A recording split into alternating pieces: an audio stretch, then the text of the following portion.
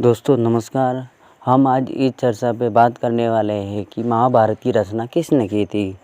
चलो हम महाभारत की रचना के बारे में आज पूरा विवरण जान लेते हैं कि महाभारत की रचना वेद व्यास जी ने की थी, परंतु लिखने वाले थे हमारे श्री गणेश भगवान। चलो हम आपको बारे में बताते हैं कि गणेश भगवान ने क्यों लिखी थी कथा, उसके बारे में आपको पूरा विवरण बताते हैं। चलिए दोस्तों नमस्कार। हम आज इस चर्चा पे बात करने वाले हैं कि महाभारत की रचना किसने की थी।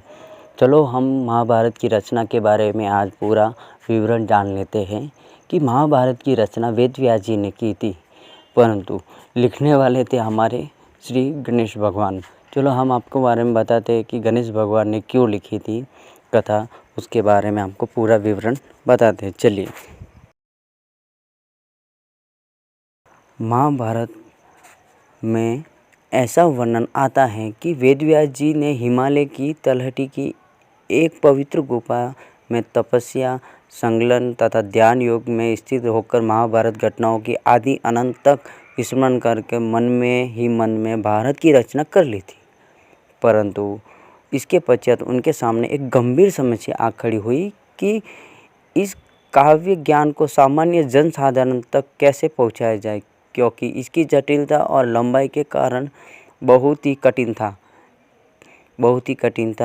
इसके कारण कि दोस्तों उस महाभारत का अगर पूरा विवरण एक ही साथ में लिखा जाए तो बहुत लंबा था। इसके लिए वो बोल रहे थे कि बहुत जटिलता है, लंबाई के कारण बहुत जटिलता थी, परंतु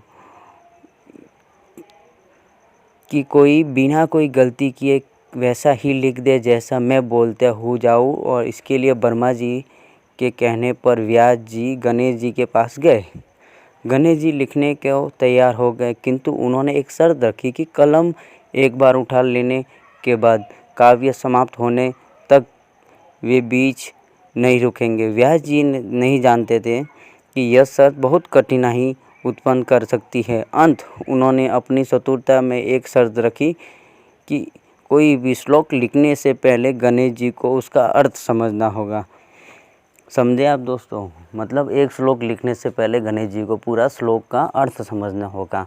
अब श्लोक ही लिखे गए महाभारत में, अर्थ तो हम निकालते हैं। इसके लिए उन्होंने पूरी इतनी बड़ी महाभारत का छोटा सा श्लोकों में पूरा विवरण किया था। उन्होंने गणेश जी के सामने ऐसा शर्त रख दिया तो गणेश जी ने प्रस्ताव स्वीकार कर दिया। इस तरह व्यास जी बीच बीच में कुछ कठिन श्लोकों का रस देते थे। इसके कारण गणेश जी का अर्थ विचार होते ही समय व्यास जी को समय मिल जाता था। परंतु थोड़े श्लोक लिखने के बाद गणेश जी का जो पेन था वो टूट गया।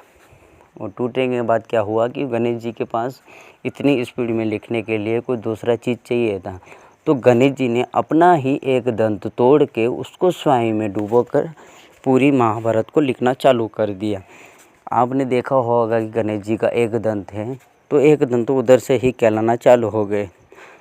ठीक है, और ये जो महाभारत है ये कम से कम 3 सालों में लिखी गई है। कम से कम 3 साल, मतलब पूरे 3 साल अंतराल हुआ था उसको लिखने के लिए। और इसी के साथ आज दोस्तों आपको पता चल गया कि महाभारत का विवरण हमारे वेद व्यास जी ने किया था, परंतु उनका लिखने का पूरा गणेश जी के हाथ में था और लिखा उन्होंने ही था। धन्यवाद मेरे चैनल में आने के लिए एंड थैंक यू।